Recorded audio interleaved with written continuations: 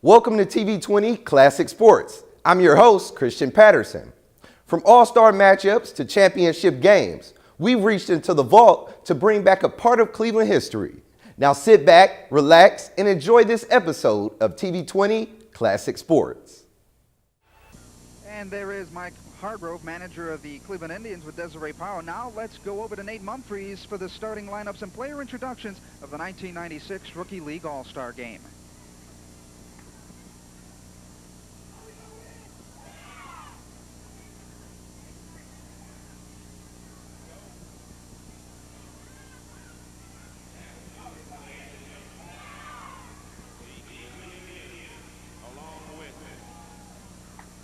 City of Cleveland's Division of Recreation would like to welcome you to the 1996 Rookie League All-Star Game. Today's competition will feature the American League All-Stars against the National League All-Stars. Now for our introductions, I direct your attention to the first base side of the field, where we introduce the National League All-Stars first in the blue.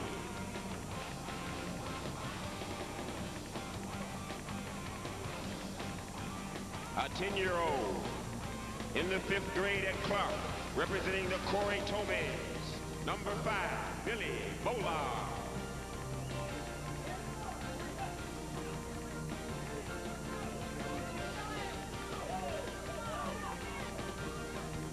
Year-old, 3rd grader from Emile Dessois, representing the JFK Bells, number 6, Christopher Sellers. An 8-year-old in the 3rd grade at Our Lady of Peace.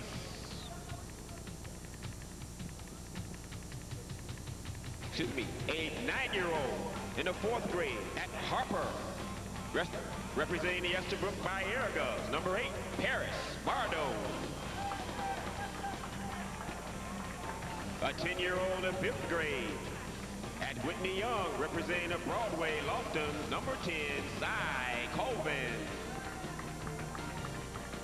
A 9-year-old 4th grader from Giddings, representing the Broadway Boys and Girls Bells, number 13, Jeremiah Perkins. A 9-year-old 4th grader from Marion Seltzer, representing the Michael's Own Bells,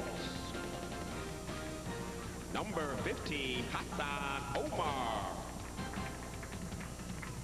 10-year-old 4th grader from St. Mel's, representing the Cudell Loftons, number 19, Chris Sadati. And now today's starting lineup. A 10-year-old 4th grader from St. John's, representing the Stella Walsh Aggies, leadoff hitter and second baseman, number 11, Eddie Licklider. 10-year-old 5th grader from Metro Catholic, representing the Estabrook Loftons. Batting number 2, wearing number 14 and playing first base, Rick Walters. 10-year-old 5th grader from St. Stanislaus, representing the Stella Walsh Loftons, the shortstop, number 12, Stephen Kovar. Hitting in the cleanup spot, a 9-year-old 5th grader from Marion Seltzer, representing the Cudell Biscales. A catcher, number 18, Jamie Camacho.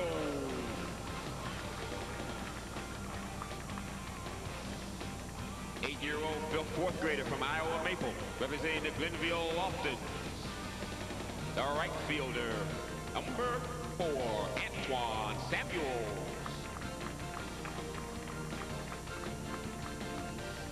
10-year-old 5th grader from Prospect, representing the Corey Francos. The 3rd baseman, number 17, Julius Smiley. 9-year-old 5th grader from Case, representing the League Park Francos, number 3, the pitcher, Kevin Marr. 10-year-old 5th grader from Newton D. Baker, representing the Michael's Own Tomays, the right center fielder, number 16, Richard De Jesus. 9-year-old third grader from Daniel E. Morgan, representing Thurgood Marshall Bell, the left center fielder, number 1, Antonio Leisure. An 8-year-old third grader from Our Lady of Peace, representing the JFK Alamars, the left fielder, number 9, Joseph Dennis Jr.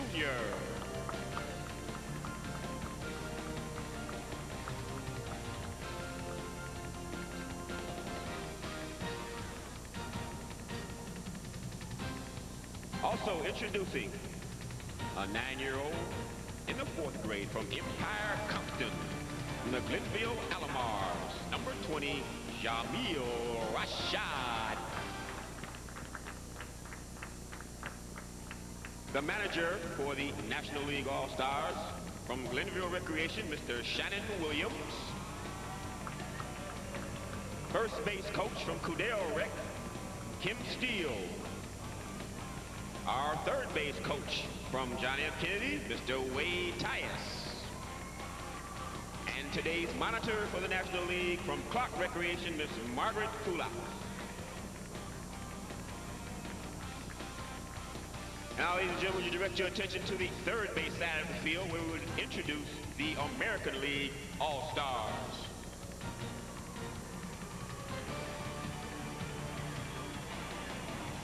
A 9-year-old 4th grader from St. Rocco, representing the Clark Biscales, number 5, Keisha Colon.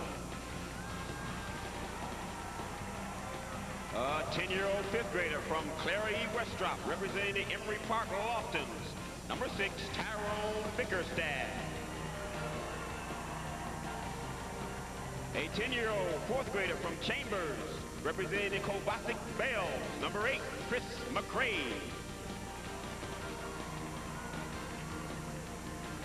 An 8-year-old 3rd grader from Buckeye Woodland, representing the Woodland Bells, number 11, Devin Black.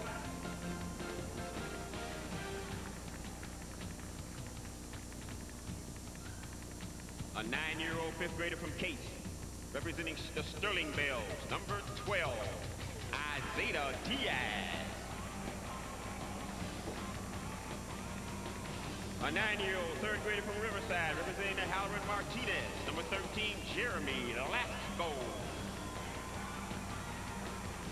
A 9-year-old 6th grader from Our Lady of Angels, representing the Halloran Bayerga, number 15, Joe Doherty. 10-year-old 5th grader from St. Patrick, representing the Gunning Lofton, number 18, Michael Kale.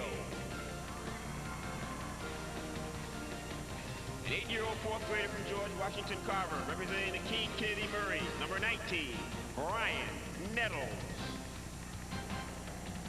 And now today's starting lineup. Batting in the leadoff spot, a 9-year-old 4th grader from Heritage Christian, representing the Gunning Alomar, the pitcher, number 14, Wayne Dancy. Batting second, a 9-year-old 3rd grader from St. John, representing the Westside Biscales, the second baseman, number 3, Jeremy Bender. Batting third, a 9-year-old 6th grader from Our Lady of Angels, representing the Gunning Lofton, the third baseman, number 20, Maggie Sapole. Batting in the cleanup spot, a 10-year-old 6th grader from Thomas Jefferson, representing the Clark Biscales, the first baseman, number 10, Nate Rivera.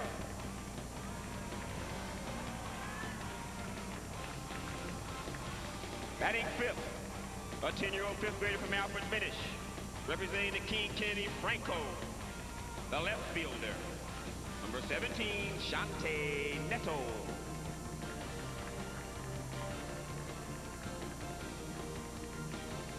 Batting sixth, a 9-year-old 4th grader from Empire Computech, representing the Woodland Lofton, the shortstop, number 9, Jeremiah Monday.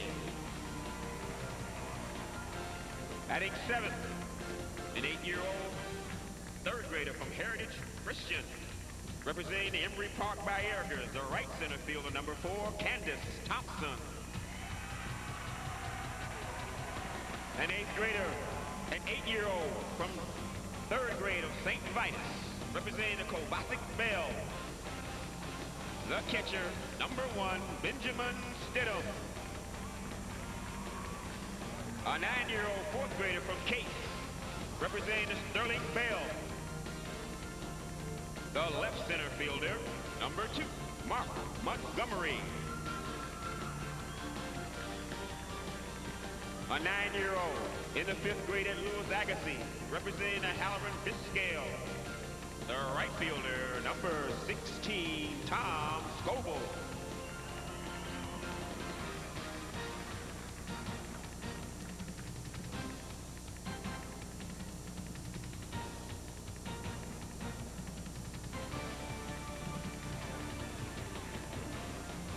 Also introducing, age 10 years old, a 5th grader from Walton, representing the Westside Bayergers, number 7, Michael Torres.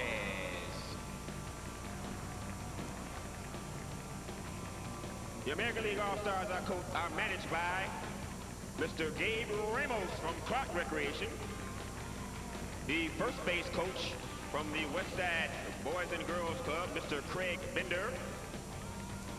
The 3rd base coach from Gunning Park, Mr. Cardell Boyd. The monitor from Gunning Park, Mr. Jack Smith.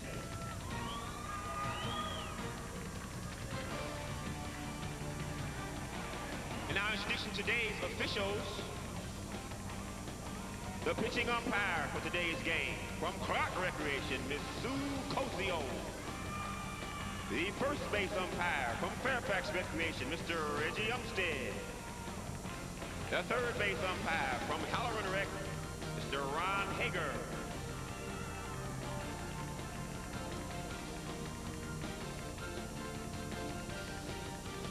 Now, ladies and gentlemen, introducing from Acudel Fine Arts, Miss Verlina White, to sing our national anthem. Will we all rise, please?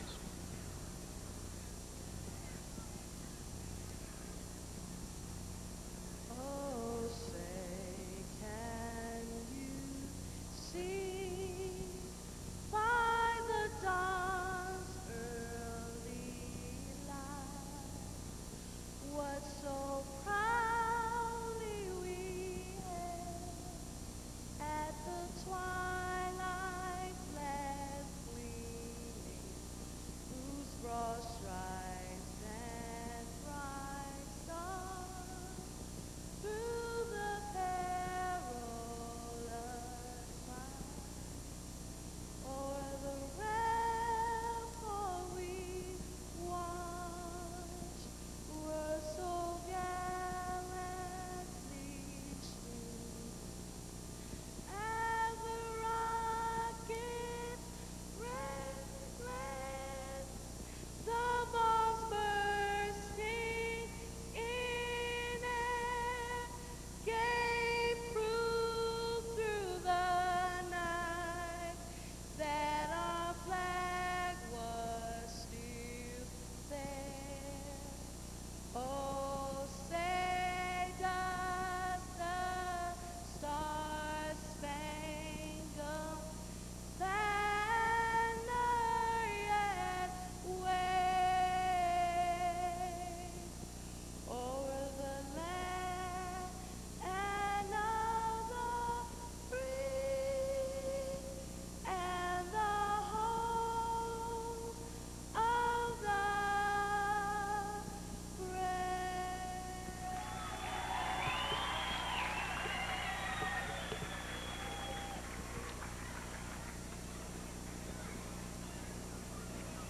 Verlina White singing the national anthem here as we just get about started for this 1996 Rookie League All-Star game. Coming to you from Jacobs Field, downtown Cleveland. A beautiful day for baseball. Adam Mendoza along with Tim Wells bringing you the action of this game today on CLV TV 35. And Tim, we were talking about the rules of this game in the pregame show. little bit different than what normally we would see. And one of the big keys is also having the pitching machine in this game, because you won't have a young man throwing. You'll have the pitching machine throwing consistent pitches at about 30 to 35 miles an hour. Well, every kid makes that dream of pitching.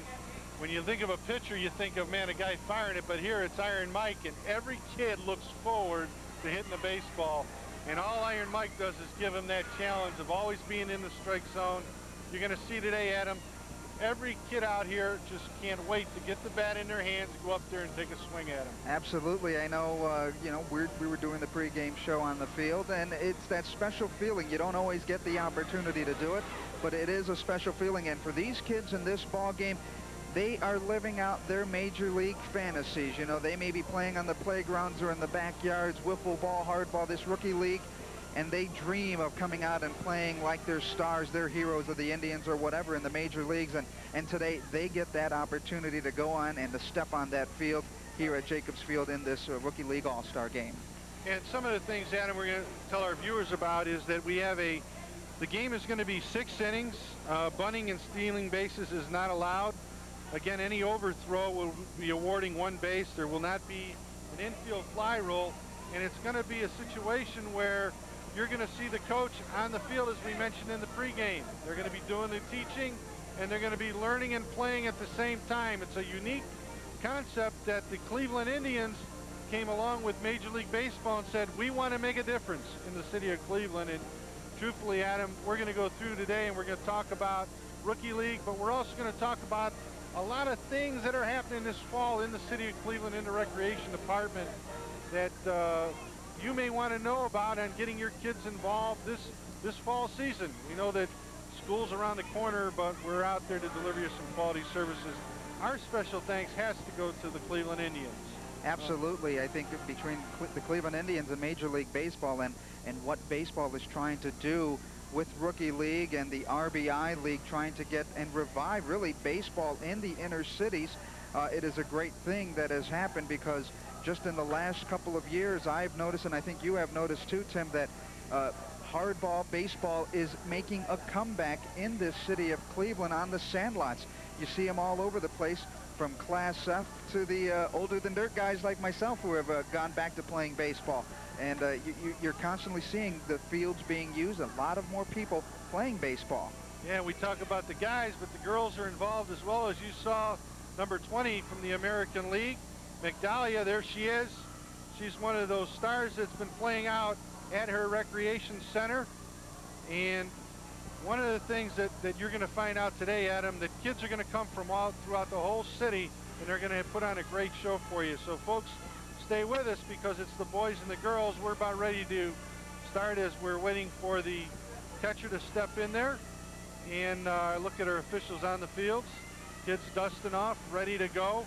I don't know if I'd have slept good all night knowing that, hey, tomorrow it's Major League time, Jacobs Field. You're looking at number 2 from the American League, Mark Montgomery. He plays over at the Sterling Bells. There's number 16. Maybe we ought to give him our defensive alignment, Adam, on who's out in the field. All right, looking at defensively for the American League, Ben Stidham will be the catcher. Maggie will have Wayne Dancy as the pitcher. Nate Rivera at first base. Jeremy Bender at second. Jeremiah Mundy is at shortstop. Shantae Nettles in left field. Mark Montgomery in left center. Candace Thompson right center. Tom Scoble is in right field. And the players in this game will be batting against Iron Mike. The pitching machine, and Sucozio will be manning Iron Mike about 40 to 42 feet away from home plate. And we talked about some of the rules. The kids will be ages 8 to 10. Really, this program developing the skills of the kids when you come from T-ball going into the transition to seeing live pitching. A little bit different, but yet still controlled. And the good thing about the program, as we have mentioned before, is that the coaches are on hand to give fundamental tips, especially up at the plate. There you see the catcher, Benjamin Stidham, behind the plate, getting some warm-ups ready from Iron Mike.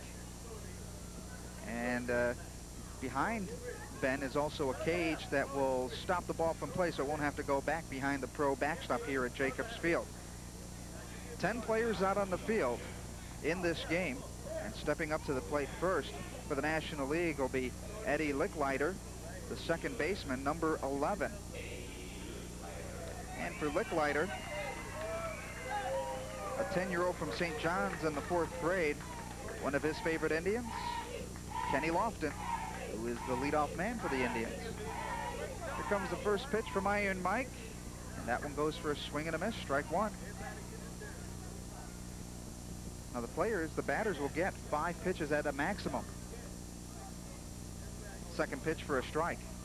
And one thing interesting about the ball is they're coming up with a lot of safety measures, Tim, and they'll use the soft core ball. Comes the third pitch for a strike, and Eddie Licklider strikes out his first time out. The number 2 hitter for the National League will be Rick Walters. Plays for the Estabrook Loftons, and Albert Bell is his favorite player. Good all-around player. Coaches tell us that he has excellent team spirit and leadership both on and off the field. Walters is ready to go in, takes a big cut and misses for a strike. 0-1 on the count for Rick Walters. There you see the right-handed hitter. This one, a ground ball to the shortstop. Overthrows. And that'll give Walters the second base. That was Maggie Sobolek making the throw. So Walters gets on. And he goes to second base on the overthrow. Now you'll see you're looking at Rick Walters at second base. But again, you'll see the coach off to the side. He'll be working with the hitters as they come up to the plate. Stephen Kovar comes up and loops this one in the outfield for a base hit in the gap. And coming up with it is Candace Thompson. That'll score Walters easily from second base. He's going to try for the triple, and he's going to go in easily to third base standing up. And he looks like he's going to come home as the ball gets by, and he will score. So quickly, the National League comes out to a 2-0 lead.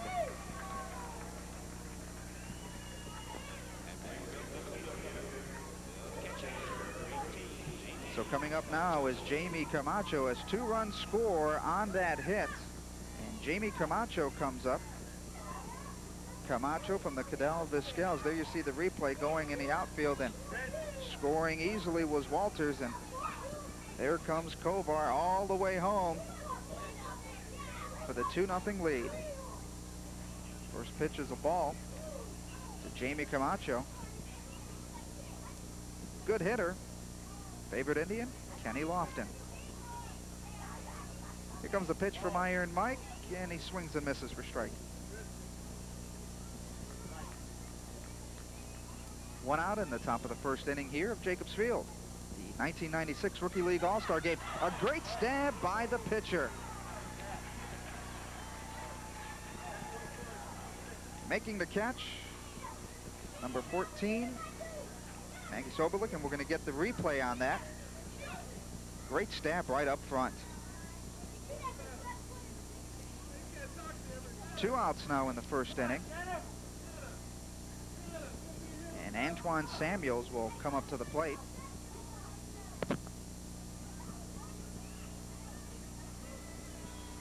Nobody on, 2 outs. The National League leading it 2-0. Top of the first inning here from Jacobs Field.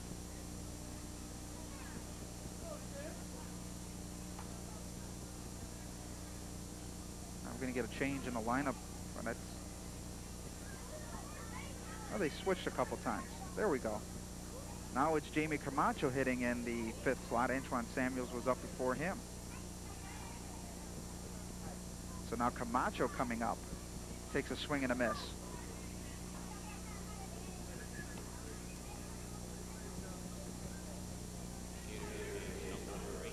Gorgeous day here at Jacobs Field. Sun shining, a perfect day for these kids to come out and play. Takes a swing and a miss for strike 2.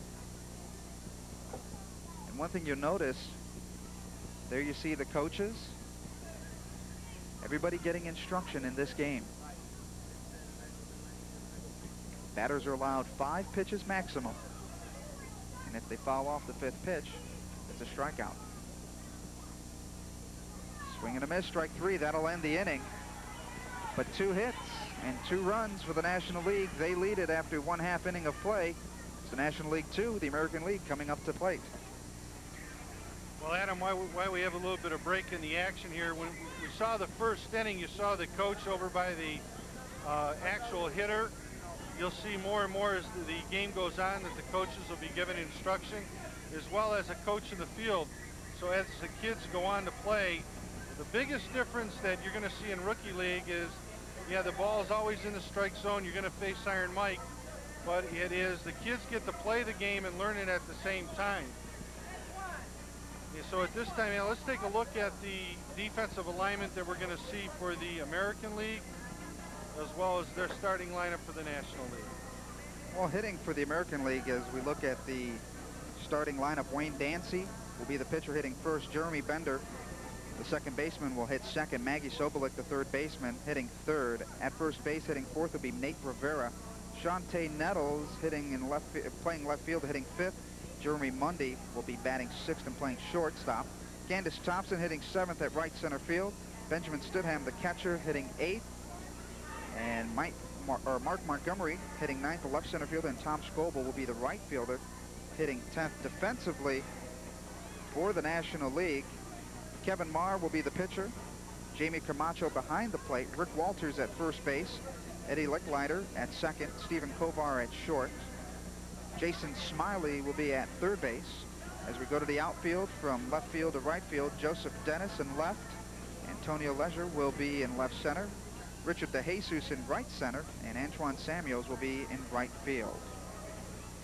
Stepping up to the plate first will be Wayne Dancy, the pitcher who made a fantastic play in the top of the first inning. Coming up, stabbing a line shot right up the middle.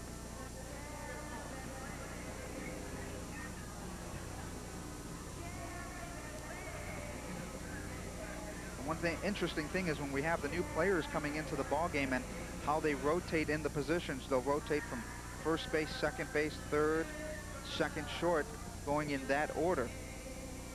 There you see Camacho, the catcher, Jamie Camacho, who struck out his last time up in the first inning. As the players get ready, get after their infield warm-ups. You know, Mike Hargrove was so right, Adam, when he said before the game about kids playing different positions, learning the positions. You know, it is a subtle game. But the kids always look at it as a game of excitement and challenges, and the challenge of hitting a ball and fielding it and throwing it. And it is also the biggest thing was about being a team. I think Rookie League ultimately exemplifies what the skipper of the Indians said about teamwork and the learning of the different positions and having fun. And Rookie League exemplifies that. Absolutely, and then the rewards of the teamwork and all the hard work during the summer has been this All-Star game here at Jacobs Field. Wayne Dancy, the pitcher, the first batter up for the National League. He hits this one, and that will bounce fair inside the line down the right field line. He's heading over the second. He's going to try for third. The right fielder picks up the ball. Samuels, he's going to try going home all the way. Here comes the throw. The tag not in time, and Wayne Dancy comes up with a home run.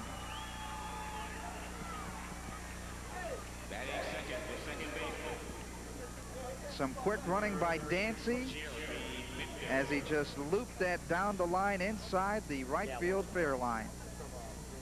Second batter, Jeremy Bender, the left-handed hitter at third base. And for Bender, from the West Side Boys and Girls Club, playing for the Vizcals, loops this one to the shortstop, and a great catch made by the shortstop, Stephen Kovar, for the first out of the bottom of the first. The third hitter now, Maggie Sobolik, playing third base. And for Sobolik, from the Gunning Loftons, Our Lady of Angels, a sixth grader. She looks determined to hit the ball. Swings and misses. And her favorite team, New York, we don't know if it's the Mets or the Yankees. They've got two of them. And right after it is Carlos Baerga, her favorite player, who is now in New York.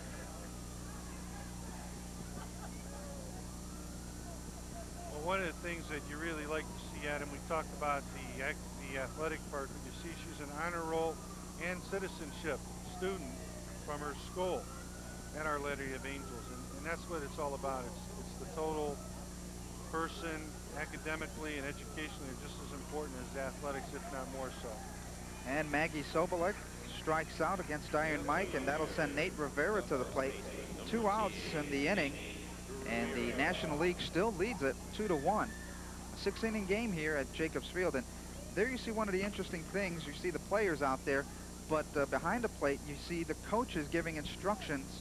That time Nate Rivera getting some instructions from his coach on getting a proper stance at the plate, and one of the things you want to do is teach the kid basic fundamentals from fielding to hitting. That time he swung and missed. There you see Nate Rivera.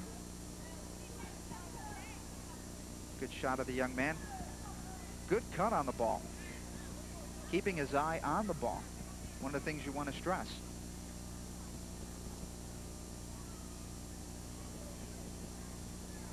Well, you know, when you look at Nate, you can see who has the hands moving. And he fouls that one off. That was the 5th pitch for the strikeout. And so we played 1 inning here at Jacobs Field. The National League 2, the American League 1. Okay, we'll go to Desiree, who is with the Commissioner of Recreation, Mike Cox.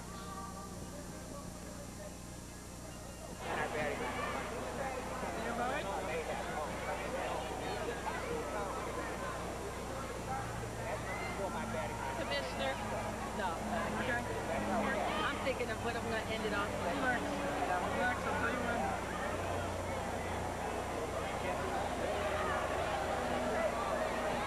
We're here with the Commissioner Cox of the Division of Recreation, and we're standing right here behind home plate, Commissioner, looking out in Jacobs Field where Albert Bell and all the other Indians hit. What are you feeling right now? I wish I was about 20 years younger and hit some fly ball or something. You and I have a lot of feelings going through us right now, but we both know, working for the Division of Recreation, that recreation is more than just playing ball. What is it that people can look forward to if they go to a recreation center versus just playing baseball? Desi, first, let me say this is probably like Christmas in July for these kids, in August for these kids, to be on this field, be on Jacobs Field, and this is a big part of what we do.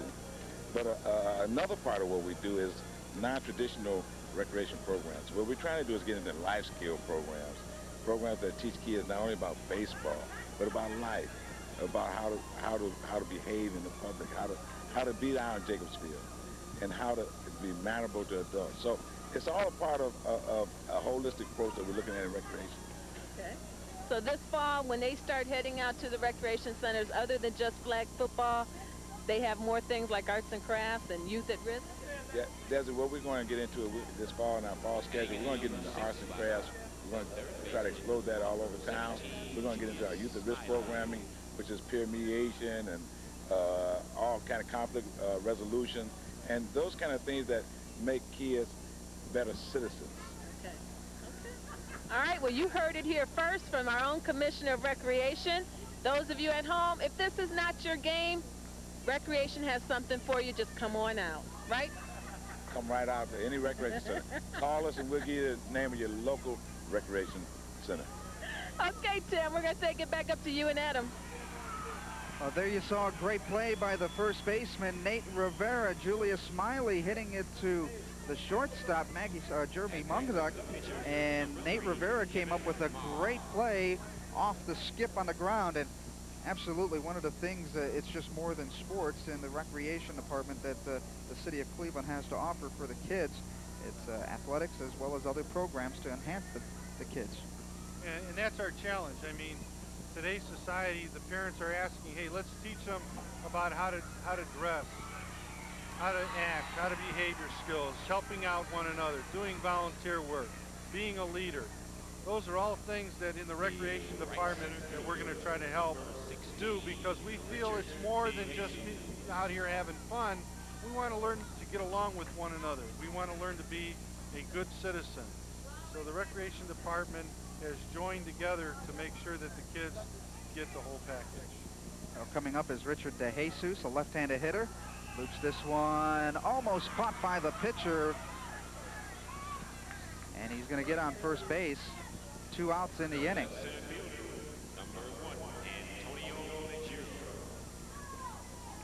Antonio Lejeune will be coming up to the plate now with a runner on first. 2-1, 2 outs. Top of the second inning, the National League in blue up to the plate. Waiting and getting his instructions. Antonio Lejeune.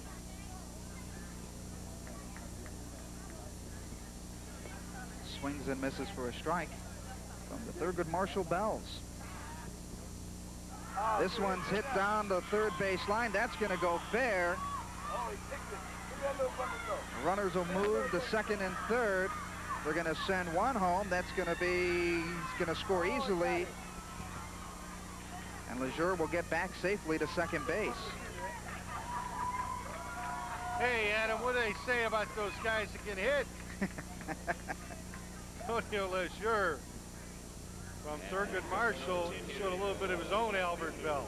Number 9, Joseph Dennis Jr. There it is, folks. Tell me, was that an Albert Bell swing? And you can see here the left fielder helps him out by kicking the ball away. Then he's going to retrieve it, and you can see the coach waving him on home as the National League picks up its 3rd run. Joseph Dennis Jr. coming up to the plate. Takes and misses. Runner on second base. And in this league, and the part of the rules, no stealing. Absolutely, Adam. And again, the thing is, the rookie league is geared toward keeping it simple for the youngsters, learning the basic fundamentals of hitting and throwing and fielding. 2 strikes against Joseph Dennis. Looking up against Iron Mike. Swings and misses for the 3rd strike, and that is out number 3. But the National League comes up with another run on 2 hits. They lead it over the American League 3-1. Well, Adam, we heard the commissioner talk about more than just sports. Hey, folks, there's a lot of things happening in your rec center right now. Let's take a look at some of the arts and crafts programs that have been going on this year in your recreation centers. As you can see here, there's some youngsters that are at recreation centers that have been doing the basic arts and crafts that a lot of the kids, we see a little castle being built here, some painting being done. And also there's a lot of other things like ceramics that are going on in the recreation centers. A lot of you say, well, you know, I'd like to get my kid in arts and crafts. What do I do? Well, you give 664-2562. See some balloons there, a little bit of group togetherness, working together for the arts and crafts program. Kids have a big event that they plan for every year. It seems like every season lately, Adam, where the kids not only do just with the simple crayons, but now we have a chalk-a-walk, where at their recreation centers they take that dull concrete and they put in their own plan and they paint it up and draw it up, and it becomes like a creative rainbow. This is over at Clark Recreation Center that you can see it been done, but it was just done at all the recreation centers this summer, where they took their concrete and did their own little art design that's called Chalk-a-Walk, and of course Slider. We don't only have the visual that you're all familiar with, but there's several dance programs. We see Slider made a visit to Gunning Recreation in the ballet class. We have tap dance, we have ballet, we have jazzercise, all kind of dance programs that the kids can get involved in. There's music programs. There's so much that you can get involved in, and you may not know your recreation center number, so again, we'll give it to you one more time. It's 664-2562. If you're interested in what you just saw, give Pam a call at that number and she'll be able to help you out. Well, as we get ready for the bottom of the second inning, the American League coming up to the plate. Shante Nettles up to the plate, and very interesting watching Slider doing a little ballet. We will see him next on Broadway doing Swan Lake. This one's grounded right up to the pitcher. Dancy couldn't come up with the ball, and Shante Nettles gets on first base. Could you imagine seeing Slider in tights doing Swan Lake? Well, I think I'd pay to see that one. Well, you know, Slider does his routine here at every game. See, he was out there with the kids having a good time at the recreation center. Jeremiah Mundy coming up the shortstop, the 6th hitter for the American League. They have a runner on first base. And they are down 3-1. Swings and misses. And for these kids today, having the opportunity to step out on this Jacobs Field, just having one whale of a time. As Jeremiah Monday strikes out against Iron Mike. So one out in the inning, and the right center fielder, Candace Thompson, comes up to the plate. And for Candace Thompson from the Emery Park Bayergas, a third grader from Heritage Christian, and this is her first year in organized sports, and there you see the coaching staff helping her out, and she looks like she's got a pretty good stance going. Swinging and missing. Well, again, Emery Park is one of our new sites this year. A lot of community residents came together to put the Emery Park League together over on West 130th, and it turned out to be very successful through a lot of hard work and effort of many community volunteers. So we'd like to take this time to thank them, as well as the many volunteer coaches that gave their time this year at their local recreation centers and leagues to make it happen. This one, she grounds it to the pitcher. Wayne Dancy tosses over, and they get him out at first base. So for Candace Thompson, grounding out to the pitcher, very good swing for a first-year player in organized ball. And there you saw the pitcher concentrating, picking up the ball, and getting it over. That's the second out of the inning. That'll move the runner to second base. Adam, this guy looks like a slugger. He came up, walked up there like he meant business, took a good cut right there. Keep his head down right here on the ball. I think he's going to make a big hit. Benjamin Stidham from St. Vitus hits this one just over the second baseman's head. Shantae Nettles heading around to third, coming home, will score easily. And for Stidham, he'll go over to second base on the throw. And now the American League has cut the lead down to a 3-2. He comes around all the way home. So he had the green light going all over the place as he scores. Good hustle there by Ben Stidham. Well, Adam, I think what they're going to do is they're going to send him back. Again, we talked about the overthrow. We'll take a look at it. You see, he kept his head down. He looked at it, and it was nothing but all speed. You'll see here, the right fielder comes up with the ball. He's looking for the throw, but right here, the ball gets by the screen, and it becomes an overthrow, which means they'll send him back to third base. So Stidham on third, ground ball to the pitcher. Gets by the first baseman. Stidham a score, and the runner will stop at second. And he's got the, oh, now he's in a jam. He's in a pickle as they run him back. An overthrow, and he'll go to third base. Here comes a throw to the plate, and he scores.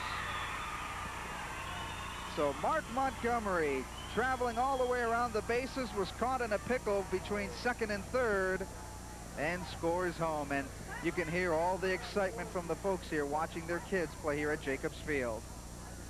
Well, Adam, when you talk about speed, you know, you saw right there, and some of the folks say, well, that was an overthrow, but it's in the field of play. The ball must go outside the field of play for it to only be one base. Tom Scoble grounds this one to the third baseman.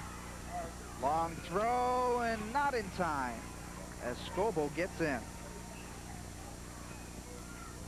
That was a nice play by the third baseman. And when you look at the kids playing defense, you always look for them to use two hands, make the good catch, step and throw. Wayne Dancy, the pitcher, his first time out from the Gunning Bells, he hit a home run to start off the game. It is 4-3, the American League leading over the National League, the American League in red. Here's a young man that played in their soccer program at Gunning, Merit Roll student, award for citizenship. And a lot of times, Tim, when we go into the football season, the basketball season, we'll see these kids back again as they continue with the recreation programs as he swings and misses for strike three, and that'll end the inning. But the American League come up with 3 runs in that bottom half of the second inning, and they now lead it over the National League 4-3. Well, you know, we've been talking about co-ed, and we saw here the girls playing. Well, fall's coming, and we've got to see what's coming up. We're going to take a look. Girls, stay tuned with us, because right now we're going to show you that we have a program for you this fall. It's in your recreation center. It's the girls volleyball program. You're looking at the Gunning Junior girls. These are kids 13 to 16 years old, and you're going to see a little bumping. The fundamentals are taught. I don't know if we want to call that the spike, but you can see here a nice serve. You're going to learn the fundamentals in the girls volleyball. This is a citywide travel league where you'll play against all the other recreation centers. We see here Woodland in the gold, Gunning in the gray. They played for their championship this past year over at Gunning Recreation Center, and we saw it right here on CLV TV35, as well as there's a younger age group, which is 9 and 12-year-olds. That is the Midget League and the Junior League girls. They're at all the recreation centers. You'll see everybody with 2 knee pads. Those are provided, as well as uniforms are provided. And the hidden secret in recreation, all programs are free. This program will be starting up this fall in your recreation centers. All recreation centers will have girls volleyball. You can contact your local rec center, or if you're not sure what rec center to get involved in, you can call 664-3017. Girls volleyball program. There it is on your screen. You're looking at the Lonnie Burton Midget Girls against Gunning for the Midget Girls Championship. Again, the girls are provided with knee pads as well as the uniforms for the games. So folks, take advantage of it. Send your daughter over to the recreation center this fall and get them involved. It's a great program, and it's one of the things that the kids look forward to. And it is more than just the obvious sports of baseball, basketball, and football. There are other things that happen in the City of Cleveland Recreation Department, and there that game being played at Gunning Park. I participated in a charity event over there against some of the staff of the recreation crew there, and a fine facility, as are all the facilities in the City of Cleveland in the Recreation Department. As we get underway for this top of the third inning, the National League finding themselves down by 1, 4-3. And at the plate is Eddie Licklider from the Stolawalsh Aggies. His first time out, he struck out, looking to hit up against Iron Mike. Swings and misses again. Now you saw the coach. The coach is going to come over to the side, and I'm sure what Shannon's going to tell him is, look, keep your eye on the ball. The first time he swung, he kind of jerked his head a little bit. Again, hitting is simple. The bat's just an extension of the hands. You want to keep your eye on the ball. See how that head turned? You want to keep that head still so you can see the ball. There, Licklider struck out, and one of the things that you did see, he did keep his head in there on the swing, keeping an eye on the ball. Sometimes at the younger age, you'll see kids stepping into the bucket or looking towards left or right field and really not eyeing the ball when it comes into the plate. Rick Walters up at the plate, the first baseman. Got on an error last time and scored. And the first run scored for this National League team. That one fouls back into the screen. You know, we asked the league directors on their kids that they send to the All-Star game a little bit about them, and the league director over at Estabrook told us that this kid is an excellent team leader, shows a lot of spirit and leadership. But the key here was leadership on and off the field. And that's something that we always strive for, is to be a leader off the field. It's easy to be the leader on, but when you get off the field, be the leader off that field and a true citizen, and that's what it's all about. Stephen Kovar comes up to the plate, fouls that one off. A solid defensive player, tough hitter. Also has a very good attitude about the game of baseball. Favorite player, Albert Bell, and in the rec department, he plays basketball and also participates in community football. There he swings back and fouls off another one, and now he'll get some instructions from his coach. And that's one thing that you like to see. Coaches coming in this type of game at this level, the coaches come in and they're able to give you hands-on right up, even on the field. And all it is stressing the fundamentals of the game.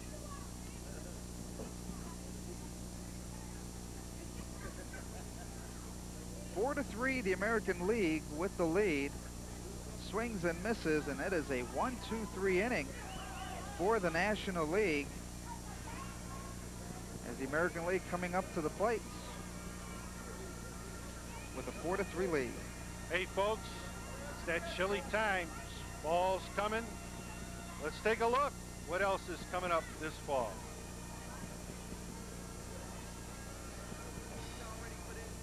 Has some blockers going all the way.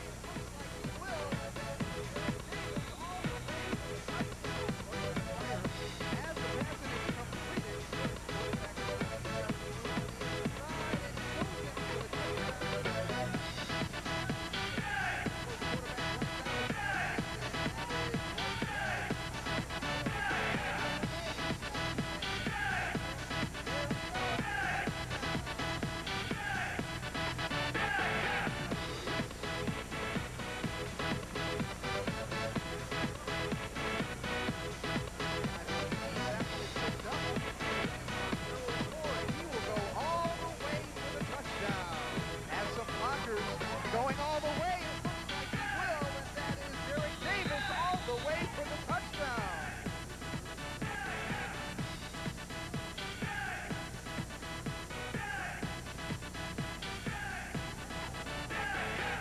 Y'all ready for this? That is Brighton Hill. Brighton Hill's going to go all the way. He's got 2 men chasing after him. There he goes. Touchdown. And here's the kickoff. Giants take the ball, it goes short, the up man receives it. 14-0 game 2. Will make it the same, but they added an extra team situation. Giants trying to mount some offense. It's a quarterback keeper this time. A little bit more successful than the actually for the shotgun formation. And that's because he did not get the ball. The direct snap to Eric Riggs. He picks up about 10 yards on his. Now the return is set up. That is number 16, Michael Wright, low to the right side, breaks 1 tackle, breaks 2, touchdown. 49ers now lead it 12-0 on the run by the quarterback, Dexter Lowe. Fades back, looks, fires in the corner, has a man open, and it is completed. They wanted to run the football and keep their offense on the field. Welcome back to Jacobs Field. There you saw, talking about flag football coming up very, very soon. Good action. Call your recreation department. That time, Bender got on first. No first baseman there. Luckily, he used his arms to block himself, or that time he would have been tasting that ball coming in. Here you see again, he looped this one just over the mound. First baseman came in. The pitcher picked it up, threw it to first. There, good move there. It was a protection move. He wanted to keep his face. He wanted to keep those pearly whites going for the upcoming school year. And again, Adam, you know, the coach is out on the field as the kid's playing, and he's went over and talked to the first baseman to explain. Again, it comes down to the kids have been rotating the position, so that you're never going to see the same kid in the same position. So everybody gets the catch, everybody gets next to Iron Mike, everybody gets to play different positions, and that's the unique thing about Rookie League, is they never stay in the same position. You want to rotate the kids so they get the opportunity to play all the positions. Talk about all-around players. Maggie Sobolik up at the plate, swings and misses for the strikeout. And that is the good thing, because this way, kids at a younger age, they can figure out what position they're more comfortable at playing at. You know, somebody maybe in the outfield doesn't feel comfortable, but likes going behind the plate being a catcher or an infielder. They get a little bit of taste of everything, and that's the good thing about this program. Everybody gets a chance to do a little bit of everything, see what they like, see what they don't like, and then better those skills. Nate Rivera. There's that stepping in the bucket. If you watch the swing at him, the lead foot, and for the baseball people, that's a familiar term, but for the viewers at home that may be seeing this for the first time, the lead foot you'll see. Now that time he steps straight, see where he ends up? Down the left field line. You always want to tell him step toward the pitcher Try to hit the ball right through the middle. And again, as these kids go through and they learn to play this game, you're going to turn out to be excellent players because those fundamentals will come to you. Rivera swinging and missing, and now he will get some instructions from his coach, giving a little help on the stance.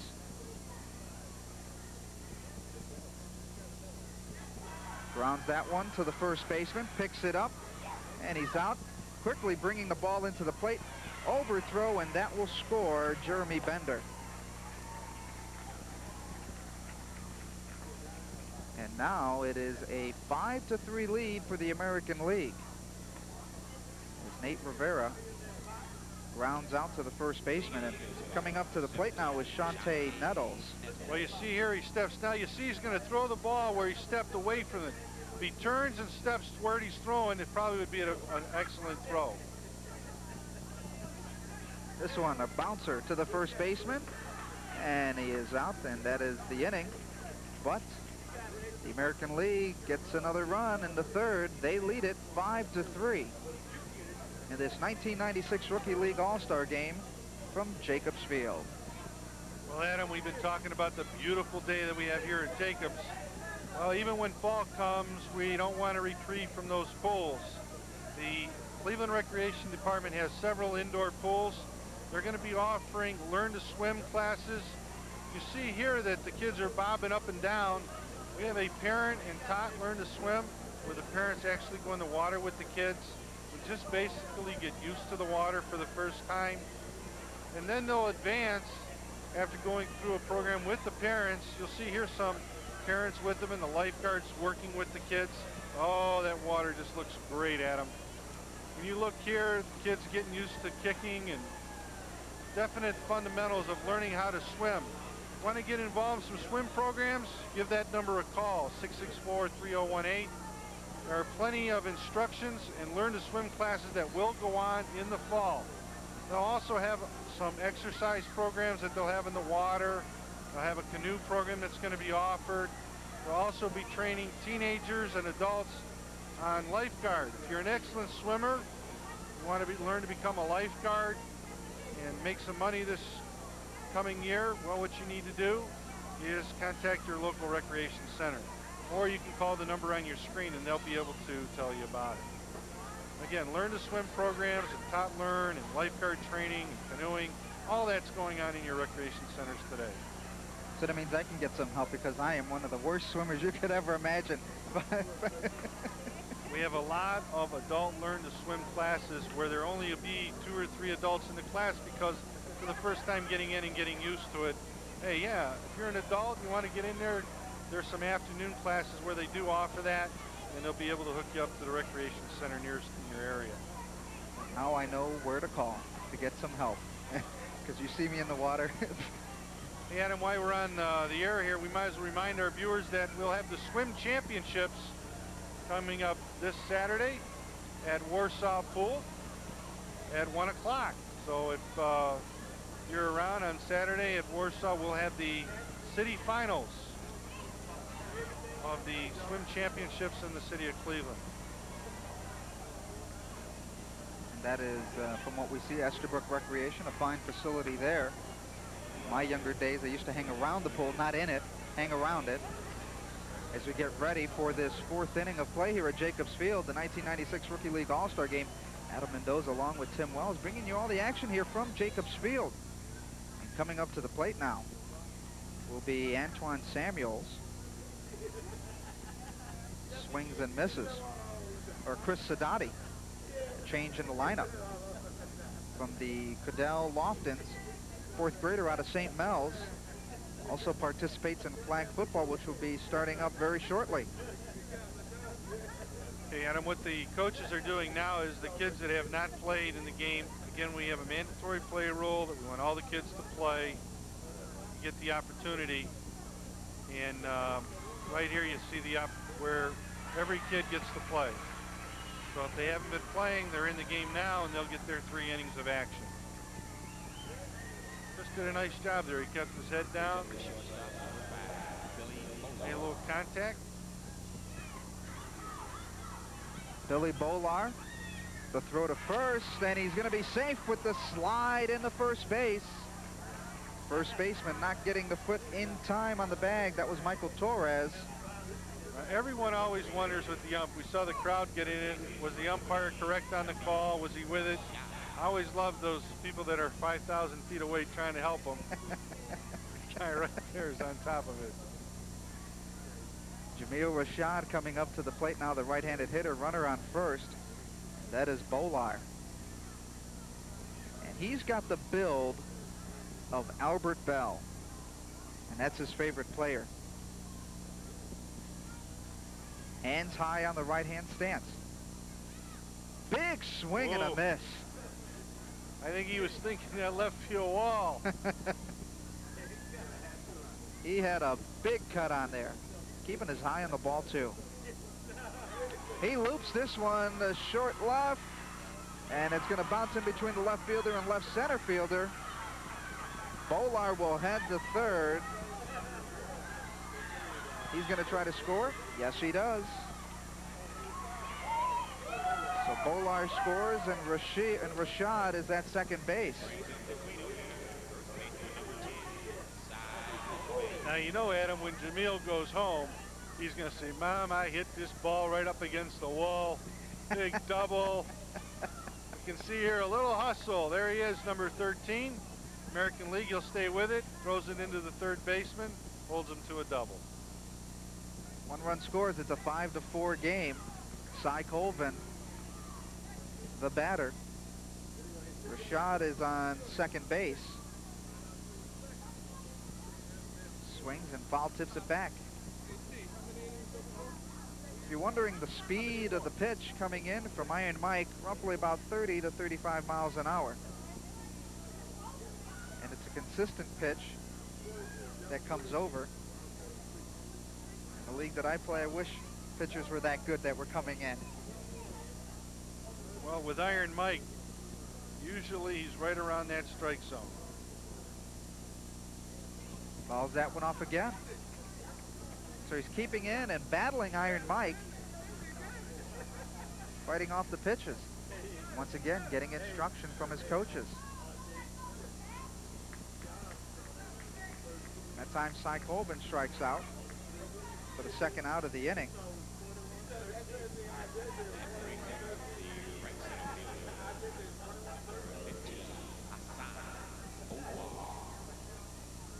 Hassan Omar, the right center fielder, coming up to the plate now, number 15. Runner on second. This one's hit right up the middle. Good move by Rashad. He's going to go around the third. He will score easily. That'll tie up the ball game. And Omar will go to second. So we're tied up at 5 as the National League come up with another run. And a runner on second, a double by Hassan Omar. Solid, solid base hit, Adam. So Omar on second with the double. And now Jeremiah Perkins coming up to the plate. Perkins looks and swings.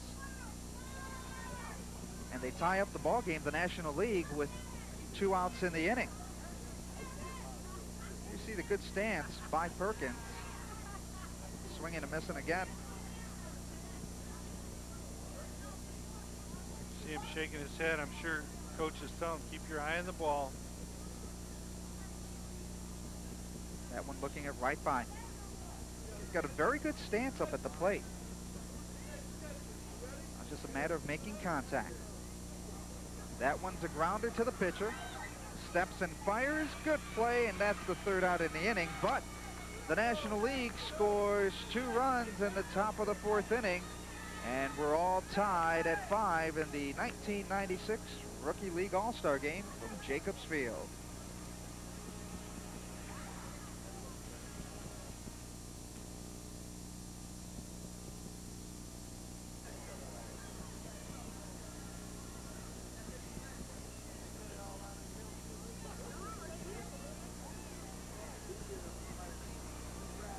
Tim and Adam, you would never believe who I've been able to locate in the American League dugout.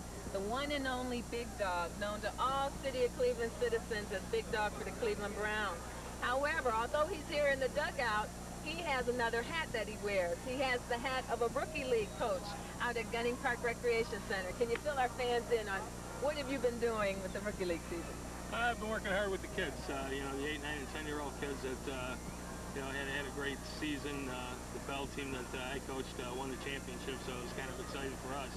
But it's just great to see how the kids enjoy themselves involved in the rookie league all year long. Each game, you know, the kids would try to get them involved in the game and, you know, playing all the different positions, the way the rookie league's set up.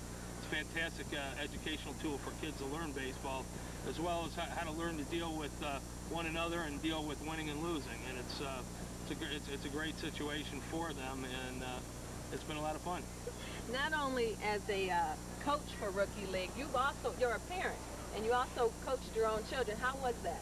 That was kind of strange because you'd want to probably like show by example with your own kids. So if it was time to try to get everybody's attention, I turn to my kids and say, hey. But yeah, it's a strange situation. It's a lot of fun though, and like I said, the kids all had a great time on all the teams, and I mean, to see them out there smiling every week, and that's what's most important, because a lot of these kids don't have the opportunity a lot of kids have in playing baseball, and it's great to have the Rookie League, and it's one great organization. Okay, well, we're great to have you as a parent and as a volunteer coach for the league, but not to cut off the issue of the Cleveland Browns. Just briefly, you know, where are we at right now with the Cleveland Brown issue? We're without a team, but we're working on getting a team, and it's a situation where we're just trying to keep everybody aware. Naturally, the league is guaranteed a team to Cleveland by 1999. There are things that could happen prior to 1999 where a team may come to Cleveland and maybe play in Columbus. You know, however that'll work out.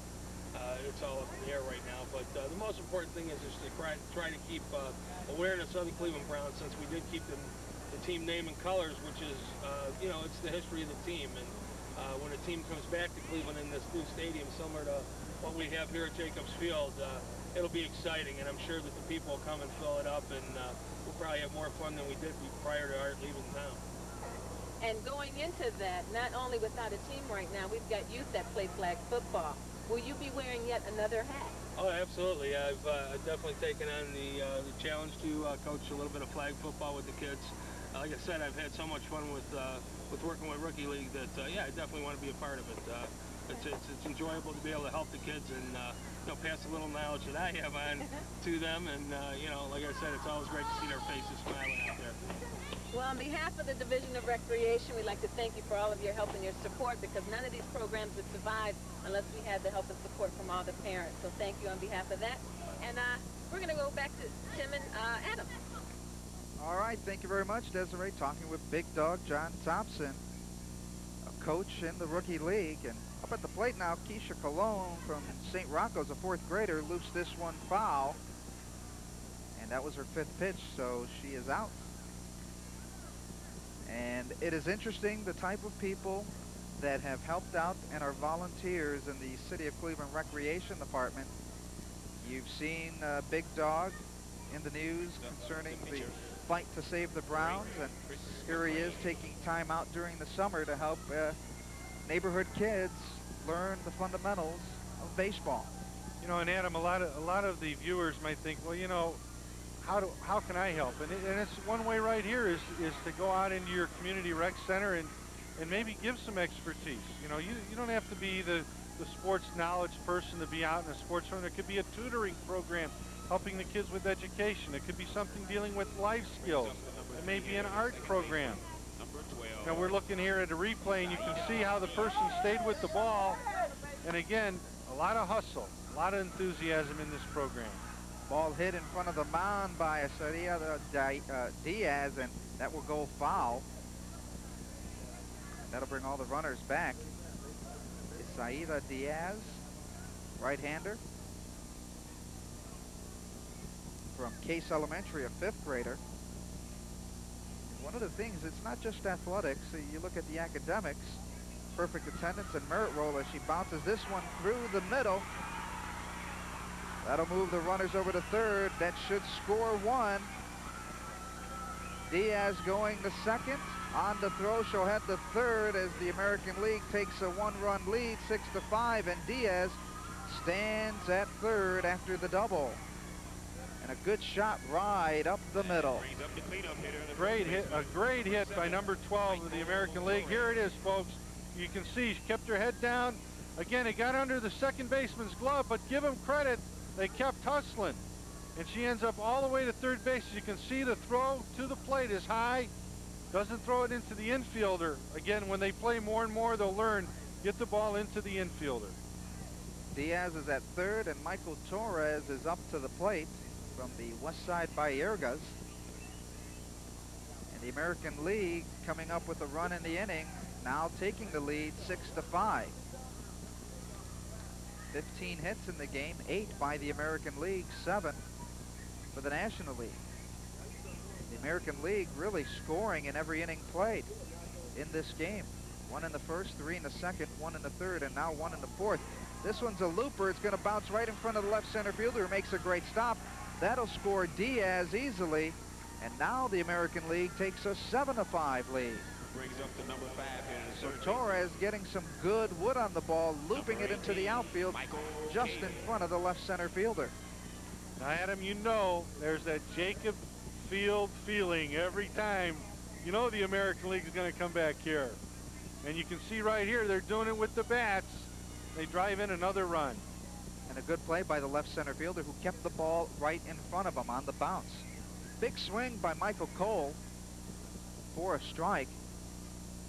Cole looking for that little green monster in left field, wanting to hit it that far. Swings and misses for a strike. 1 out. This bottom of the fourth. Cole swings and misses for his third strike.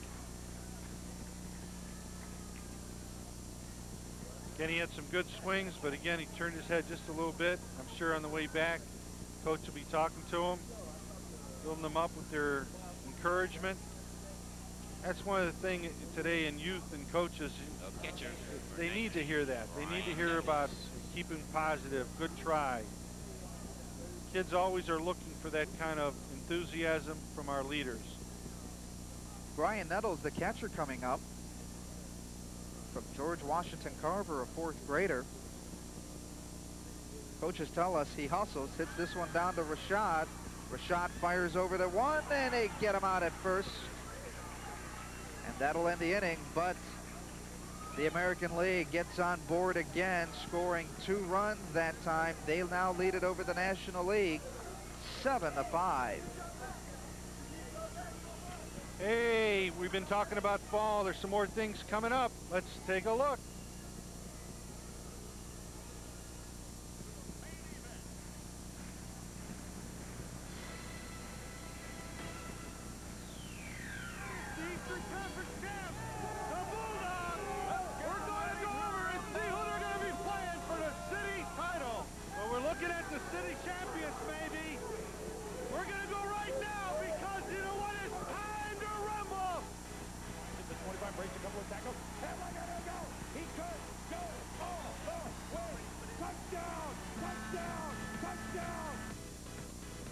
Handoff off right tackle, 50, 45, 40.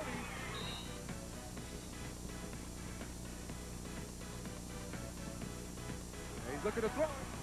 Got it in. 45, 50, 45. He blocks the tackles better. There's Goulas, got him in. That's a touchdown.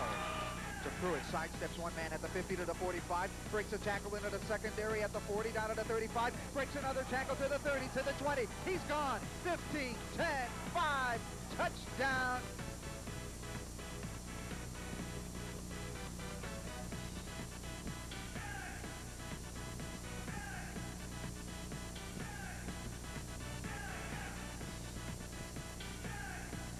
Backfield with Sean Williams, and there goes Pruitt. He gets the football over the 25, down to the 21. There go one on top of you. Where you at? Because you got to stay on your block and drive. Okay? Now let's drop one off for him, y'all. Let's drop one. Near side, Reese is looking to throw. He's got a man open on the right side. That is number 25, Nakan Bell, and he gets down to the looking to throw. Reese is going to go in the end zone. He's got a man open, and the pass is caught. Touchdown by Christopher Charleston. Nice post pattern right up the middle, and guess what? They'll have Parisi getting the football. Now they give it to Rodriguez, who breaks the tackle. Breaks two at the 50-yard line, very close. Does have the ability to throw the pass. We talked about, we've been talking a lot about Muni football. A lot of our viewers might... In the city of Cleveland, and looking back at that tape and just remembering the type of day that it was for that midget championship game, cold, rain, snow, you had a little bit of everything. As we head towards the top of the 5th inning here, Paris Barda up at the plate for the National League. The National League finding themselves down by 2. And for Barda, number 8. Again, Adam, why the viewers have the Muni football program in their thoughts, the age groups for those in weight limits, 8 to 10-year-olds, 100 pounds, 11 and 12, it's 123, and 13 and 14 is 143 pounds. If you're interested in getting on a team this year, give that number a call. Again, it was 664-2323. And if there was one name that sounded familiar, we heard Greg Pruitt's little kid playing in that one championship game. And there you see the instruction by the coaches talking to Barda, trying to get him really set up. This is really a good instructional league for the kids. Good cut at the ball. And Barda will strike out. Comes away feeling a little sad, but you know what? That kid right there can say to his buddies that I took some swings out on Jacobs Field. Now his swings won't be, I took those swings. It's going to be, I hit 2 home runs and a double. Hey folks, if you like what you're seeing here today, this happens every summer in your recreation centers. And you need to give us a call in the recreation department next spring and say, how do I get my kid involved in that rookie league program? All the local rec centers, your community centers, and the Boys and Girls Clubs are a part of this thanks to the Cleveland Indian Charities. Chris Sedati coming up to the plate from St. Mel's. The 4th grader swings and misses on the first pitch. Playing for the Cadell Loftons. Good hitter. Also really enjoys sitting behind the plate as a catcher. Favorite Indian used to be Carlos Bayer before he was traded. Ground ball to the first baseman. It's going to be a run to the bag, and the sprint is won by Sedati as the first baseman could not pick up the ball just in time, and that was Brian Nettles. Had the ball, but when he went over to first base, he left the ball behind. Well, let's take a look at it here. You can see it looks like 2 hands, great play. All of a sudden, oops, forgot something. And up at the plate is Stephen Kovar. Kovar from Stella Walsh, foul tipping off the first pitch. Participates in basketball and Muni football. This one's a pop fly right in between second and short, but they're going to get the force out at second, so 2 outs in the inning. Kovar getting on base, but a heads-up play by the second baseman. And again, that play becomes a reality because you can see that the coach was behind second base and he was giving them the encouragement and the instructions. So again, while the kids are playing, you have the coach on the field that helps the kids get through playing defense. You know, it's not just the kids that are getting a great feeling today of playing out on this field. It's the parents that are here at Jacobs Field. They have to feel a sense of pride and joy for their kids participating in this All-Star game and watching them out on the field, because they will have this memory to take home for a long, long time. A lot of folks with the camcorders and the pictures, taking pictures one way or another with their cameras. And that's so important, and you make a very valid point. You know, the parents are out here supporting their kids. They need that. They need to know that mom and dad are going to be there and support them through programs like Rookie League and anything that they do. A lot of times, you know, kids may not turn around and say, hey, you know, Mom, thanks for coming, I appreciate it. But believe me, it means a big difference to the kids today when mom and dad are out there supporting them. So we want to thank the mom and dads this year that have been involved in any of the recreation programs in their community for their support in making sure that the kids came to the activities and had a good time. Antonio LaSure making a big swing and a miss. And that is the third out as the National League puts up a goose egg on the board as we head towards the bottom of the fifth inning. The American League still leading it 7-5 in the 1996 Rookie League All-Star game. Well, Adam, we always think of October and we always think about that time for a little bit of scariness. Well, in the Cleveland Recreation Department, we're all part of it. It's called the Big City Boo event. As you look right now, that during the times of October 28th through the 31st this year at the recreation centers, there'll be Halloween parties. There'll be events that will be involved with giving out the candy for the kids. This is an alternative to the trick-or-treating as well as a part of. If they want to trick-or-treat on one night and get involved in a party and dancing and having a good time, get your costumes. There'll be costume judging. And some of them, I'll tell you, Adam, they scared the living heck out of me just looking at them right here.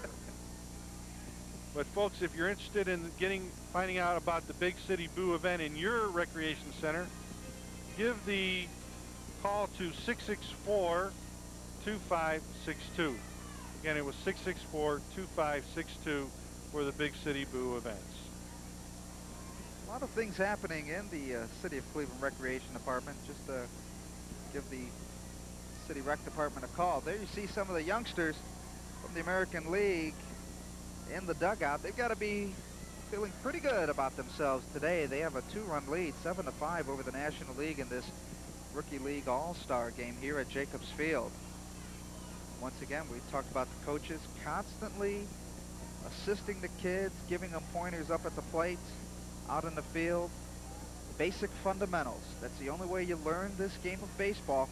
You learn the fundamentals as a youngster. You take it to the higher leagues when you play Class F, Mickey Mantle, Connie Mack, whatever league you play in. You learn those fundamentals as a kid. You keep learning more and more as you grow older, and you soon will not forget those fundamentals to make you don't have to be a great baseball player, but just makes you a solid baseball player. There you see Big Dog Thompson giving some hitting instruction there, making sure, turn the wrist over, follow through on your swing. Okay, let's see if he takes some advice here. Jeremy Lasko up at the plate. The American League in red with a 7-run, 9 hits in this game. They have a 2-run lead, 7-5, as Lasko swings and misses. Batters here facing Iron Mike, which is about 40 to 42 feet away. Sucozio dropping the balls in the Iron Mike, spitting them towards home plate. That time the catcher getting one by Sucozio. Not as quick as she used to be when she attended Cleveland State University and at Lincoln West. And some of the kids at Lincoln West told me Miss Gay's not as quick as she used to be. You're right, Adam.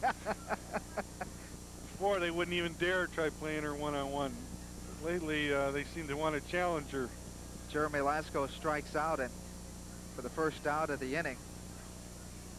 And I believe her sister is also working out at the Gunning Park Recreation Center. And doing a fine job. Marianne Koziel over at Gunning. And you make a very valid point, Adam. A lot of these leagues don't happen. We see a few of our recreation staff here today helping with this event. But the leagues that are out in the communities and the rec centers and all that, there are league directors and recreation staff that's just been tremendous all year. They've been able to put a league together where the kids can play, enjoy the Rookie League program, and without them, it really isn't a successful program. So our special thanks to those staff members, as well as the volunteers that we mentioned earlier, for giving back to the community and giving the children today an opportunity to go out and enjoy this program. Devon Black up at the plate with 2 strikes, looks at a third pitch, and he wants to get a good look at the ball. Getting his hands clear of the dust. Set up at the plate. looking for that major league dream of smashing one out of the park. This one's a ground ball to the first baseman. Good pickup, and they get him out for the second inning.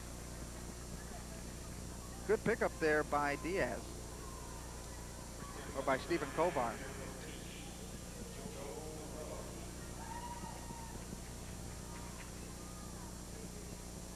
See there, Adam, nice job by the pitcher as well as the first baseman as both of them go to cover.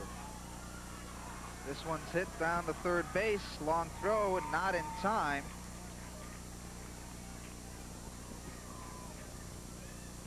Again, that was Tom Scoble from Halloran, the Skells. Until the first time he stepped in, he took one warm-up cut, and I looked and I said, this guy's going to be up there swinging. First pitch, he didn't waste any time. 2 outs in the inning.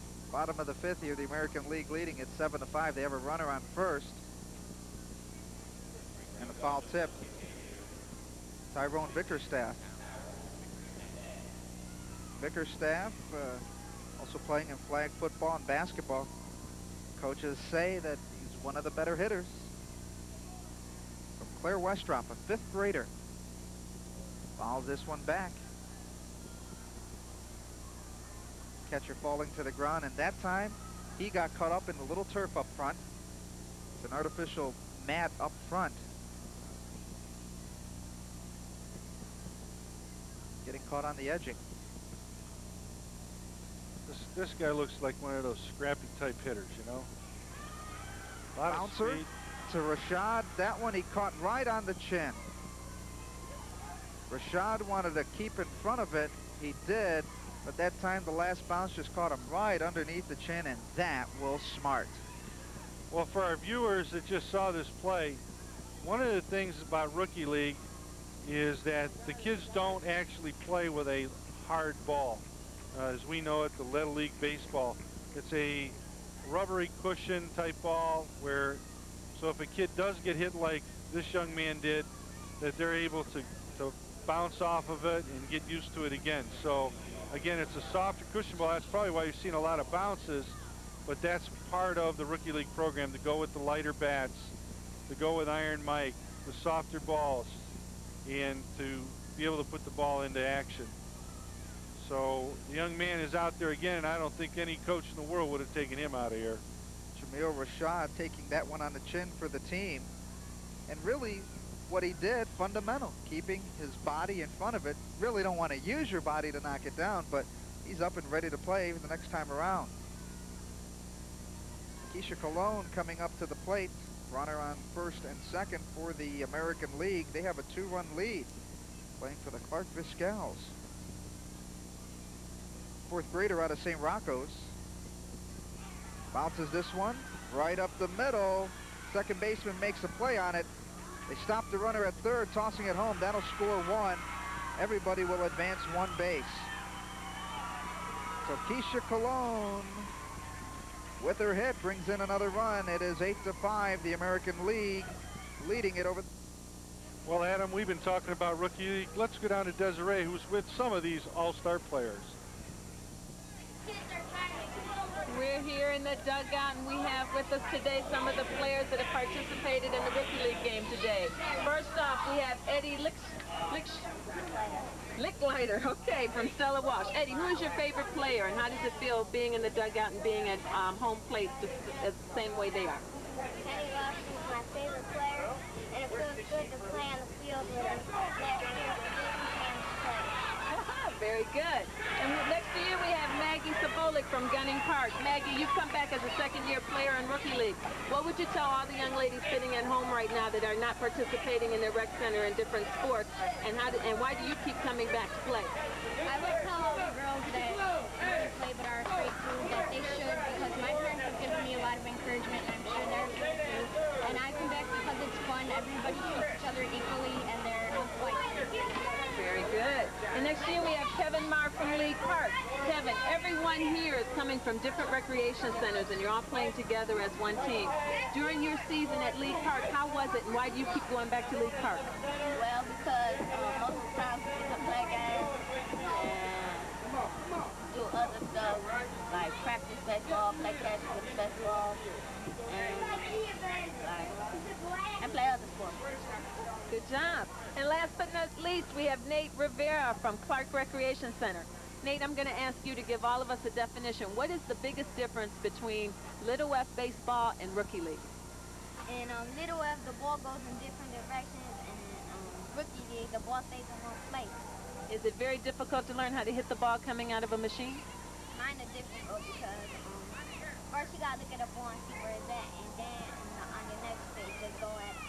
Okay, congratulations to all of you. And it's a close game, so we're going to go right back to Tim and Adam for more Rookie League baseball. All right, thank you very much, Desiree. Christopher Sellers coming up to the plate, hitting that one down to third base, and he's going to get on very easy. With the overthrow, he'll head over to second base. So Sellers will stand on second base. And now the National League looking to get some runs in. They're down by 5, 10-5. We head towards the last inning, the sixth inning of this Rookie League All-Star game. Billy Bolar coming up to the plate. With a man on second, he's looking for that opportunity to bring a run in. Line shot in the right field. That should send him home.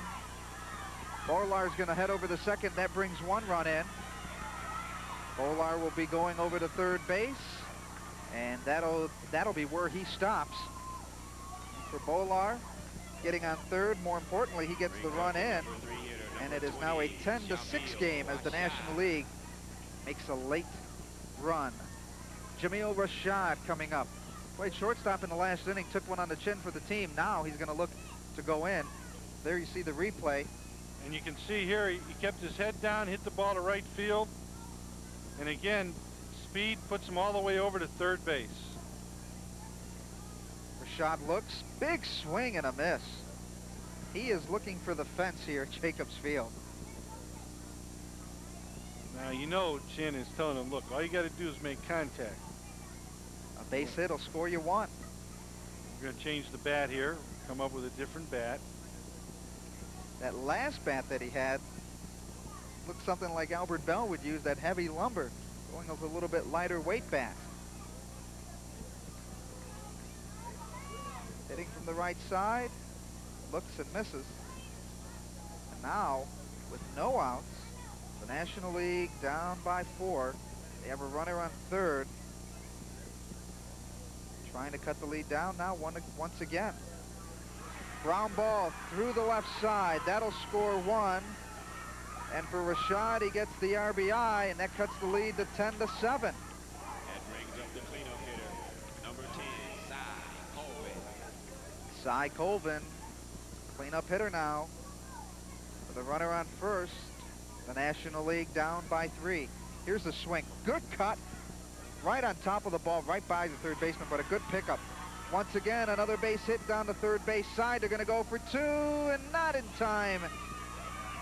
As Rashad gets in time to second base, first and second, as Cy Colvin gets the hit. 12th hit of the game for the National League. They're down by 3. Hassan Omar now representing the tying run up at the plate in this 6th inning of play here at Jacobs Field. Swings and misses for the first strike. There you see his teammates in the dugout chanting Omar. Loops this one over the shortstop's head. Rashad is going to hold up at third. No, they're going to send him home. Runners advancing, and now it is a 10-8 game. Here comes the play to the plate. Not in time, 10-9. He's going to go all the way around, and guess what, folks? We've got ourselves a tie ball game here at Jacobs Field as Hassan Omar takes the traveling around the bases to tie the game at 10.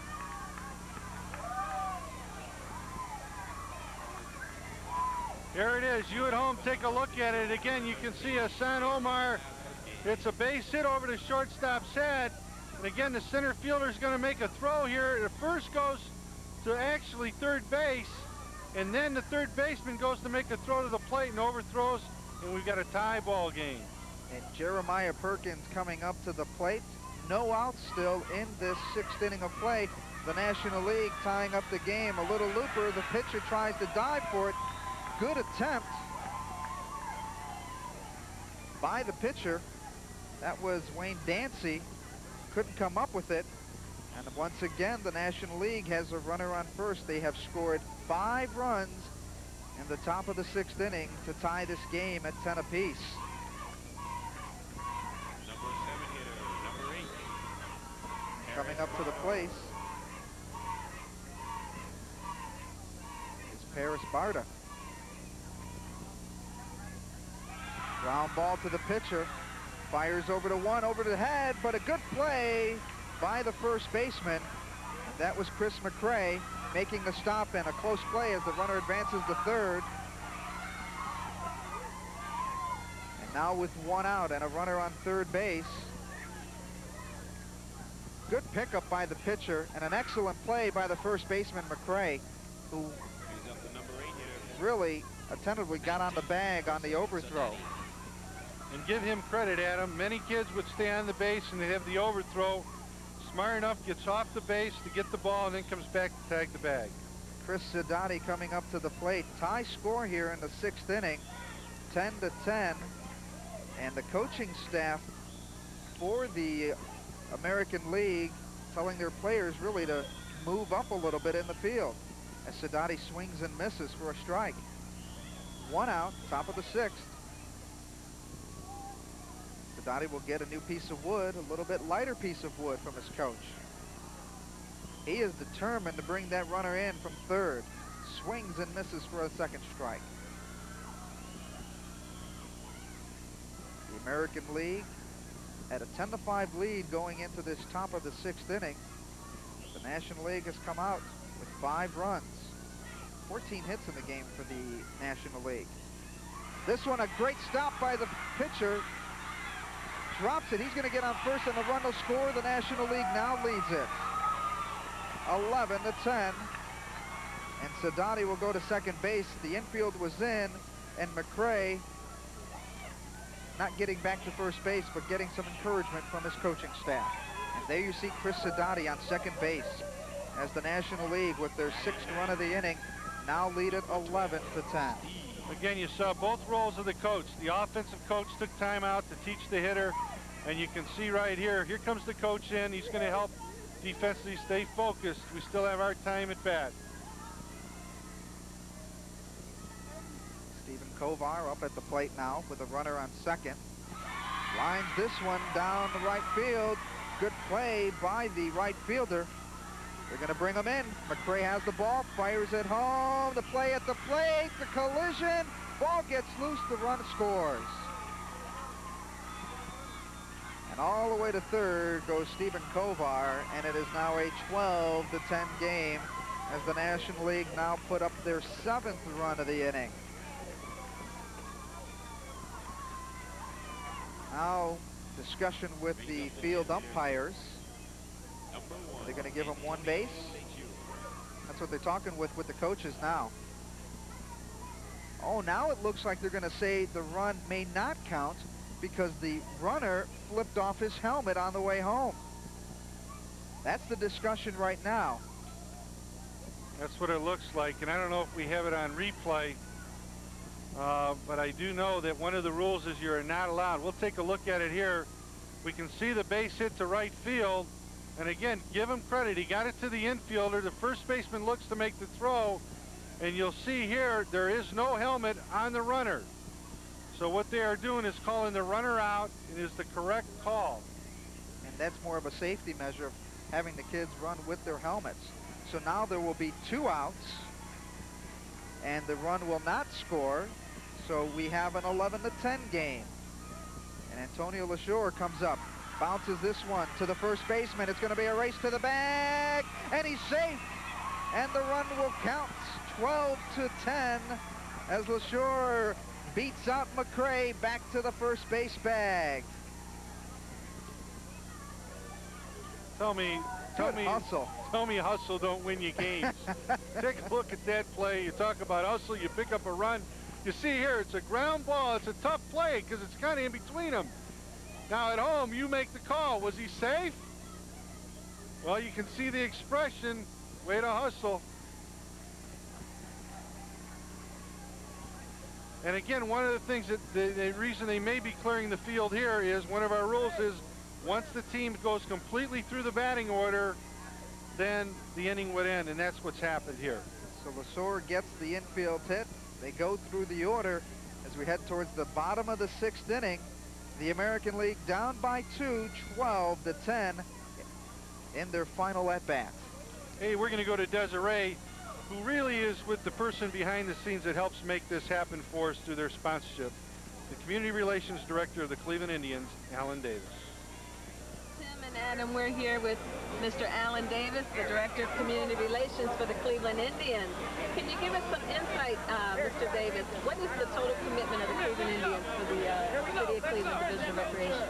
Well, we, of course, are committed to the Rookie League first and foremost because that's youth, and those are the future players, the future ticket buyers, the future baseball fans of the City of Cleveland and the Cleveland Indians, and, of course, the RBI program, and we also have the girls softball league that we're committed to. So the Indians, I can say safely, are very, very committed to youth sports in the City of Cleveland. And not only are they able to play here today on the field, but you've also been giving them the opportunity to come to Indians games. Am I right? That is correct. Every so often, Kenny Lofton, of course, every Saturday has a program called Kenny's Kids, in which he has the kids ask him questions, and so several of the rec centers have been able to come to the ballpark on Saturdays and talk to Kenny Lofton. Well, I've been in a position, believe me, of hearing some of the comments from the kids who have never been to Jacobs Field before to even watch a Cleveland Indians game. So on behalf of the Division of Recreation, we would like to thank you and the organization itself for making this possible for all the kids, because they do truly love this. Well, we're certainly gratified when a kid comes up and thanks us as well. So, yeah, all we can say is we'll continue to do it, and we hope to see when these kids are adults sitting in these seats watching a professional baseball game, that they can remember that the first time they had a chance to watch a professional baseball game or play on Jacobs Field, it was because of the Cleveland Indians. Well, thanks again, and we're going to go back to more Rookie League baseball. Back to you, Tim. Okay, thank you, Desiree, and it is so true that their commitment is something that we will always be appreciative for. Michael Torres will start off the bottom of the 6th inning. The Cleveland Indians, big backers of baseball. I think all of, I've said this earlier, all of Major League Baseball really getting behind baseball programs in the cities around the nation. Michael Torres, that one's going to bounce and go foul. As Torres will get another shot up at the plate. For the American League, they had a 10-5 lead going into the top of the 6th inning, but the National League came back and battled with 7 runs, and they lead it now 12-10. There you see Michael Torres from the West Side Baergas. Takes the pitch, swings and misses for a second strike. Torres looking to get on base as the American League down by 2. This one's looped in the left field, and a catch by Rashad for the first out of the 6th and final inning of this game. A good play there by Rashad, getting underneath and making the catch. Well, you take a look at it here at home, you can see, again, a good two-handed catch. We saw him last inning at third base. This inning he's in left field. Comes up with a big catch for the first out here in the 6th inning. Looper hit towards the second baseman. A great catch made by the second baseman, number 12. That is Stephen Kovar. As the attempt made by Michael Cole trying to get on base. And now the National League 1 out away from winning this game. Ryan Nettles, the now, you know, Adam, last hope to get up on the pad. When we see guys playing defense and jumping up and down, you've got one great game. Nettles with 2 outs, looking to get on base. He's playing for the Kennedy Murrays. Looking from Iron Mike. Missing on that one. 2 outs, and really this is a great comeback for the National League. Down by 5, scoring 7 in the 6th to lead it 12-10. And with 2 outs left, really the National League led early on with a 2-1 lead, then a 3-1 lead, but the American League came out and tied it, and that one will be it as he goes down swinging, and the National League wins this Rookie League All-Star game by a count of 12-10, and the coaching staff getting a water bath out on the field here at Jacobs Field. But you know what? There are no losers in this game. All the kids in this game that participated are winners, participating in Rookie League Baseball, also getting the opportunity to play here at Jacobs Field. As you see, the National League team getting ready and doing a great job out here at Jacobs Field, winning the game once again 12-10. A great day had by all here at Jacobs Field, as once again the National League wins it 12-10 over the American League. A great day of baseball here at Jacobs Field. Folks wanting to get interested in Rookie League Baseball, Tim, they want to do it next year. How can they do that? Well, what they need to do is they need to give their local recreation center a call. Again, this is 8 to 10-year-olds. You can see here, if you liked what you saw today, chance to get your kids involved in the Rookie League program. If you're not sure what recreation center or community site that is near yours that you would like to get involved in Rookie League, give Antoinette Thompson a call at 664-3017. You know, Adam, we've had a great day here. This has been one tremendous situation from top to bottom. We look at all of this happening. We see the awards being presented to all the kids here from the league director, Antoinette Thompson, who really has done a tremendous job this year, as well as we would be remiss if we didn't mention the many sponsors, Cleveland Indian Charities, Mr. Alan Davis. Our hats must go off to the Cleveland Indian Charities because your group has paid a big dividend to the city of Cleveland. Over 3,000 youngsters participated in Rookie League. Over 700 teenage boys played in a teenage baseball program, and we had over 375 girls that played this year's spring softball because they stepped up to the forefront, and we want everyone to know without them it doesn't happen. Our special thanks to Cablevision, Victor Crawford over at Pepsi Cola, and GES for making this possible, because their sponsorships is what made this kid's day today. We look out there and tell me it's one great day for a lot of youngsters because people came together. And also we have to give a lot of thanks to the folks from the recreation department that run the league and also help out with the kids. And also here at Jacobs Field, the folks with the Cleveland Indians and those folks behind the scenes getting the pictures and all the sights and sounds. Guys, you did a great job today in this ball game. So once again, the final score, the National League defeats the American League in the 1996 Rookie League All-Star game here at Jacobs Field. For Tim Wells, I'm Adam Mendoza. Have a good day, everybody.